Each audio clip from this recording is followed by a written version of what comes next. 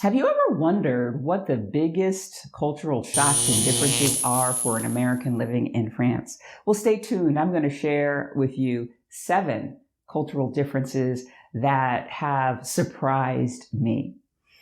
Now, if you haven't already, subscribe to my channel and click that notification bell so that each time that I upload a video about life in France, moving abroad, or finding the confidence and courage to live life on your terms, you will be notified. My name is Patricia Brooks, and in 2018, I quit my job and I moved to the south of France, where I've been for the last 3.5, almost 4 years now. And it's been an incredible journey filled with excitement and adventure, and yes, challenges around cultural differences. So today I'm going to share with you 7 of the ones that have struck me the most. The first one is driving. Now, my first year in France, I did not have the need to drive. So because I was living in a city that had a good bus system, had a good train system, so I wasn't driving. But in my second year here, when I moved out to a smaller village of about 8,000 people, we did have bus service, or we do have bus service, but it was less convenient. And so I found myself buying a car and driving in France, which has been a nerve-wracking experience, but it's getting easier. And the reason that this is on the list is because I'm from the United States, and I was reminded on a recent trip back how wide many of the roads are there. They're huge. How wide the parking spaces are in comparison to those in France. And so it's no wonder that I feel a little bit more stressed as I'm trying to get out of my parking spot here at my apartment and out of the little street that leads out to the road, as you can see in this footage that I am sharing with you now. The other reason that I find it challenging to drive in France is because, in my opinion, many French people drive very fast. And on these narrow roads, and the roads here are pretty windy. Sometimes they're not as straight as they could be. And it can cause a little bit of anxiety to be driving in a foreign country where some of the road signs aren't familiar, where the roads are narrow. And I will say, when I first started driving here, I felt like I was a 17-year-old again, learning to drive, or right after I had gotten my driver's license, kind of hands on the wheel like that. Now, it's been about 2 years since I've been driving here, so I'm a little less stressed about it, but it's still something that I don't particularly enjoy doing. So that's number 1, driving in France. Number 2 is when I first arrived here in France, I was surprised that the grocery stores did not give you bags with your purchase. You have to come with your own bags, or you can buy reusable bags at the grocery store. And this is something that is just what you do. It's not like in the United States, where if you go to a store, they're going to assume you want a bag, number 1. Number 2, they're going to give you this plastic bag, and sometimes they're going to double bag it for you, even if you've got 1 or 2 items in it.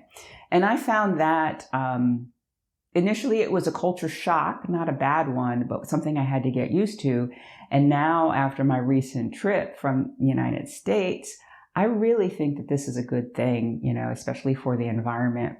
So plastic bags and bringing your own bag to stores was something that was different for me. Number 3, and this is something that I didn't realize was a culture shock, and it was a culture shock in a good way, but I didn't realize it was a culture shock until my trip to the United States a couple of months ago. And that was the fact that there are no prescription drug ads on TV. When I was in the US, I watched TV a little bit, and I was alarmed by the number of prescription drug ads and how hypnotic they can be, suggesting that if you have this pain, that maybe you have this, malady, and that perhaps you should ask your doctor for this drug. And if you get on this drug, you might have symptoms, a laundry list of symptoms that they read to you in a very monotonous, hypnotic way. And it was really unsettling to see these ads, which I had become accustomed to when I was in the United States, but now that I'm living in France, I don't see, because believe it's against the law. And so that is a pleasing culture shock that I really have gotten used to. Number 4, dog crap on the streets and sidewalks here. When I came back from my trip in the summer, I noticed that I was super aware of where I stepped. I was looking down so as not to step in dog crap. When I was in the United States, it felt good not to have to do that. It was like, Now I know some places in the United States may struggle with dog poop on the streets, but not to the degree here in France. I know that my old community, every association meeting started with, pick up your dog poop, people. But here it's at another level. In fact, in my village, they have hired a man who drives around on a little motorcycle that is equipped with a little vacuum thing to go around and find dog crap, piles of dog crap, and vacuum it up. And I thought, wow, it's to the degree that, even the village I live in says, yeah, this is a problem, and we are going to have to come out of pocket in order to deal with it. So dog crap on the streets is something that disgusts me, quite frankly. So those are 4 of the 7 that I'm going to share with you. But I'm interested in your travels. What was the biggest culture shock that you experienced?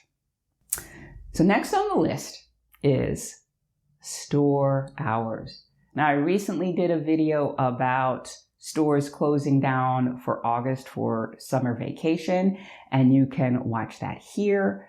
This one is more about store hours throughout the year. Now, midday in the region that I am in, I'm not sure if this is throughout France or not, many stores shut down for lunch. So if you want to run an errand, like go to the post office at lunchtime, it's not going to happen. And the way that my day is set up, I get up pretty early, I do some work, I go on my morning walk, I come back, do a little bit more work, and by that time it's about 11:15, 11:30. And if I have things I want to do, errands I want to run, that's when I'm thinking, I'm going to go do that now. But I look at the clock and say, I can't do that because some of the stores that I want to go to are closed or might be closed. And so this has caused me to work to kind of rearrange my schedule. It's a little bit inconvenient, coming from the US culture where things are open so much of the time. I recognize that many people who want to move abroad for a better work-life balance. And I think that it's a great thing that the French have embraced this. But as an American, it can be a little bit inconvenient. I will say, I have learned to take advantage of this because there are some stores that do stay open over the lunch hour, some grocery stores. And I find myself going to the grocery store during those times because it is so much less crowded because everybody's stopping, eating lunch with their families, and enjoying a good meal. So store hours. The other thing about store hours is that on Sundays, most stores are closed. If they're open from 8:30 a.m. to 12:30 p.m. and then things shut down. And then Mondays are a day also where stores might be closed. So if you're coming to France, you may want to be aware of that. Moving on to number 6, and this has to do with restaurants in general. And I don't know if I want to say it's customer service with restaurants, but the idea that the wait staff leave you alone. They bring you your meal, they bring you your drinks, and you're there to eat and enjoy your meal. And you're not disturbed, even when you feel like it's time for you to get your check and go. which for many Americans can be a very short period of time after they have finished eating. But the French like to enjoy not only the meal, but the company and sit and talk and just enjoy that time. And so my first visit to France was in 2015, and I came with a friend, and I remember her getting really agitated that the server had not come by with a check. Are they ever going to come by with a check? And I was thinking, yeah, it is getting kind of long. But the thing you have to know is that they'll bring you the check when you ask for the check, but they don't want to rush you. And in a recent trip back to the United States, I was at a restaurant in Washington, D.C., where I felt rushed. You know, I had just finished eating my meal. I did not order dessert. And he just put the check down next to my plate. And I just really felt rushed. I wasn't ready to leave. I was people watching. I was enjoying my time out. And I recognized, oh, Patricia, you're starting to pick up this habit of not eating and running. So I think it depends on where you are as to how annoying this might be. For me, I'm used to it now. And the reverse culture shock hit me when I was in the United States. So I feel like I'm being rushed in this restaurant. So that is number 6. And number 7, this one, I'm working through. And I don't know that I will ever fully work through this. My first few weeks in France, I remember going to the grocery store and standing in line at the checkout counter and feeling like I was being crowded. I felt like somebody was right on my back, right? And so I turned around and looked a little bit, and they were. And so I scooched up a couple of inches because I didn't want to crowd the person in front of me. And the person behind me scooched up a couple of inches. And I was like, oh, what is this? What is this? And over, this happened to me over the course of a couple of weeks. And then I realized that here, the idea of personal space is different from in the United States, where we give each other, a little bit of a bubble. But here, I did not have that. And that really bothered me. And I'll tell you, yesterday, I recognized how much this is still a difference that I have not embraced yet. 2 times this happened to me yesterday. I was at an ATM. I was getting the receipt out of the ATM machine, and I was turning to go away, and there was a person who was right up behind me. And with the ATM, you do want a little more distance, I would think, so that you're not looking over someone's shoulder and seeing their PIN. But that wasn't the case. And I was like, okay. But the second thing happened later that afternoon. I was at a stationery store, tobacco shop.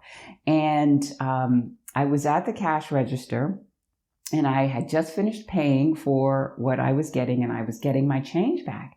And a woman, she came up right next to me at the cash register. And she was a little older, and I'm not sure if she was there because she needed the support of the counter. But it was a little bit shocking, and I felt myself, flinching a bit because she had invaded my personal space, which is not a thing for her or for many people here in France. And I will say this, with the pandemic and social distancing, the idea of what is social distancing is different. In the first year here in France, social distancing was 1 meter.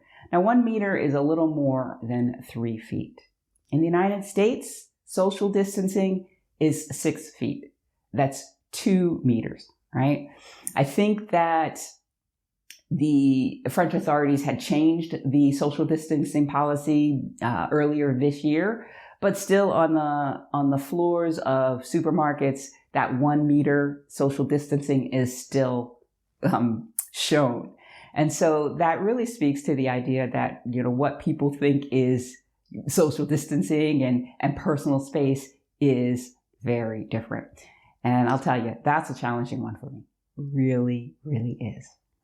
Now, if you're considering making a move abroad but hesitate to do so because of uncertainty or fear around adjusting to cultural differences, why not schedule a complimentary session with me where you can gain a little more clarity about whether or not it would be right for you? I'm going to put a link in the description below where you can schedule time with me and see if moving abroad might be for you. So those are the 7 cultural differences that I wanted to share with you today. Be sure to like this video, subscribe to my channel, and I will see you again next time. Bye for now.